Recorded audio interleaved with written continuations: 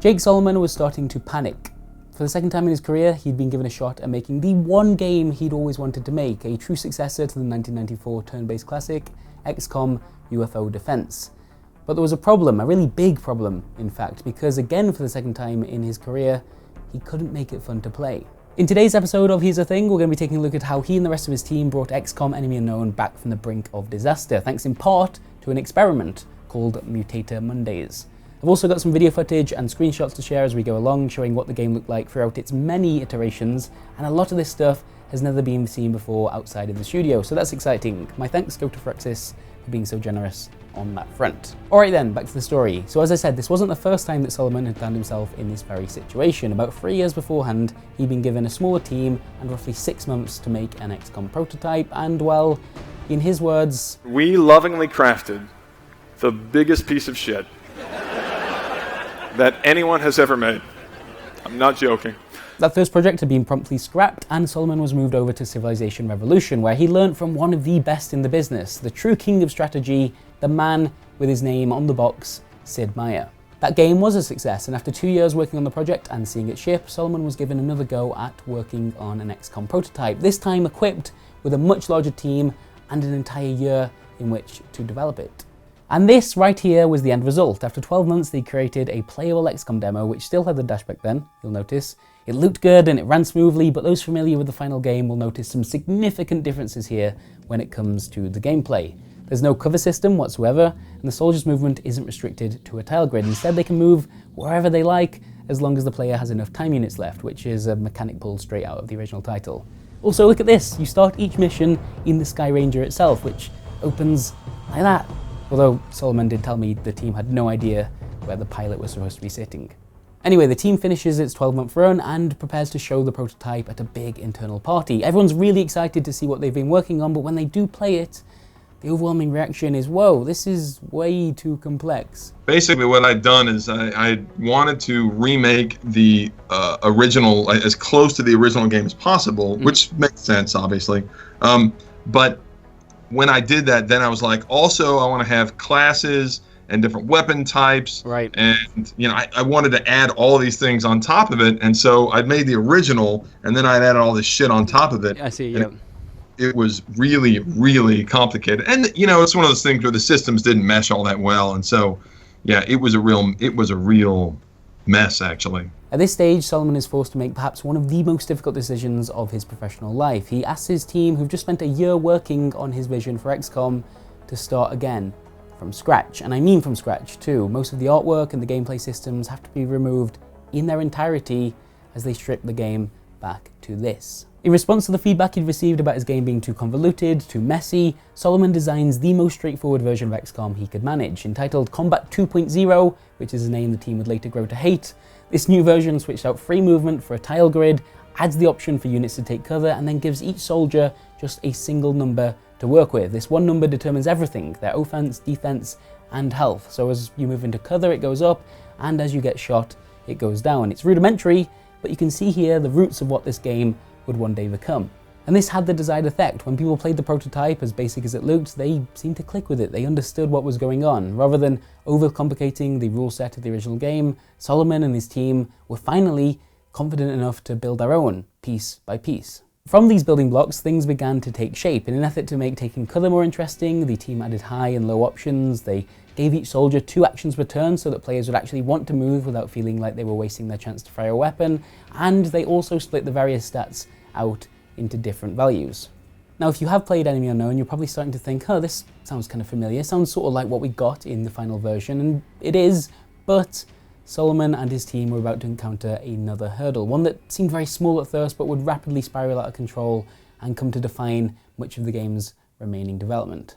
You see, having these numbers on display was actually causing quite a bit of confusion. Players were treating them as if they were absolutes. This is my soldier's attack value, and this is their defense, and that's that. But in fact, the game was starting to become much more fluid than that.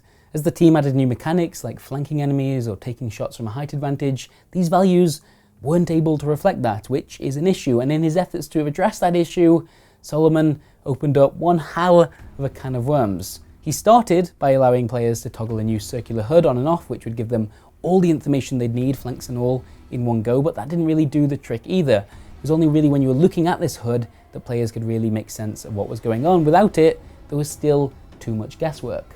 Which led to this. Oh man, where do I even begin? Right, so in this version of the game, whenever you select a soldier on the battlefield, lines are drawn from that soldier to every single enemy you know about. In fact, as you then move your cursor around and decide where to move that soldier, you'll see these same lines drawn for each potential tile that you hover over. And these colourful barber poles are trying to tell you just so much about what's going on. Let's try and make sense of it. So, right, are you listening? If a line is red, it means the alien can shoot at that soldier, and if it's blue, it means the soldier can shoot at them. If it's blue and red, they can both take a shot, and this clarification was needed here because in this version of the game, XCOM's weapons had different ranges. A sniper rifle, for example, could shoot further than an assault rifle. Okay, so red and blue, that's not too bad. And the line also glows if either unit can indeed take a shot. If it's not glowing, that means either neither of them are in range, or the shot is blocked somehow. Right. And on top of that, if the line turns yellow, it means either the alien or the soldier had the option for a flanking shot. This was important because also in this version, there was angled cover. Now, angled cover does not exist in the game as we know it, where everything is positioned very carefully at 90 degrees to fit around the tile grid that's being used. And there's a good reason for that, because angled cover in a game like this makes it very difficult to tell when one of your soldiers is flanking an enemy. You sort of have to judge it by sight, and Solomon and his team were terrified by that concept because what if people didn't judge it correctly and took a shot that they thought was a flank and it wasn't? That's going to piss them off. So to make sure that they had all the information available to them, they felt they had to have a system like this barber pole thing to really make sure they knew when they were flanking and when they weren't. But quite simply, it was ruining the game. Players focused all of their attention on these shifting lines, just checking every tile until they saw yellow. It didn't matter if they were fighting on a bridge or a rooftop or in the middle of a street. Nobody was really seeing that stuff. All they saw were the lines. And likewise, the developers were so deeply invested in this system and ensuring the player had all the necessary information at hand that they themselves couldn't see the bigger problem either. And this remained the case for at least 12 months of development, I'm told. This tangled mess of striped lines only grew more and more complicated as more and more enemies appeared on screen. It was considered an essential part of the game. Until, that is, one day the XCOM team met, as they did each and every week, for an event called Mutator Mondays. Anyone from the team was welcome at these things as long as they had an interest in game design. You could be an artist or a programmer or Solomon himself, it didn't matter. They all turned up and discussed the current state of the game and collectively came up with a mutator to try out that week, something that would change the way in which XCOM was being played. This would usually be phrased as a question, so what if every unit in the game had double the amount of hit points? What would happen then? If enough people thought that idea was interesting, that would then be introduced as the week's mutator, which meant for the next 7 days, whenever anyone booted up the current build of the game, it'd say, "Hello, this week's mutator is double hit points. Would you like to try it out?" Everyone would have the chance to play around with this new feature. Usually mutators introduced a bunch of problems or just made the game less fun to play, but even then it gave the team a chance to better understand how everything slotted together. So for example, if you up all the hit points of units throughout the game, it means that the pace of combat is slowed way down, weapons feel less impactful, and the player has to think differently about how they take movements. But sometimes, often by chance, the XCOM team would stumble upon an idea that immediately improved the entire experience. Grenades used to have a timer until one Mutator Monday, somebody asked what would happen if they just exploded immediately. Suddenly, players now had an option to consider when every enemy was behind high cover and you couldn't easily flank them during that turn. From that point onwards, grenades would forever explode immediately. This weekly brainstorm challenged so many of the game's features that had previously been considered fundamental. The barber poles were perhaps the biggest example. What happens if we get rid of them entirely? Someone asked. Well, if we were to do that, explained Solomon, we'd first have to, well, just remove weapon ranges for a start, and then also angled cover, that'd have to go too.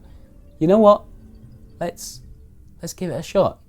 And in that moment, XCOM was once again saved, much to the dismay of the art team, I imagine, who were about to have to rework a lot of assets. Oh, I love that idea. Game developers change their games all the time. Of course they do. Sometimes very drastically. That's a given. But I've never heard of a team approaching game design quite like this. It's easy, I think, when you're talking about strategy games, even as a fan, to be tempted into the rabbit hole of theory crafting. But the XCOM team, aware that they themselves didn't fully understand how all of their systems could interact with one another, avoided that temptation. Instead, they asked very simple questions. What happens if we change this? What happens if we remove that? And in doing so, they very slowly figured it all out. XCOM Enemy Unknown is without a doubt my favourite video game. Permadeath, Iron Man mode, missing 60% shots.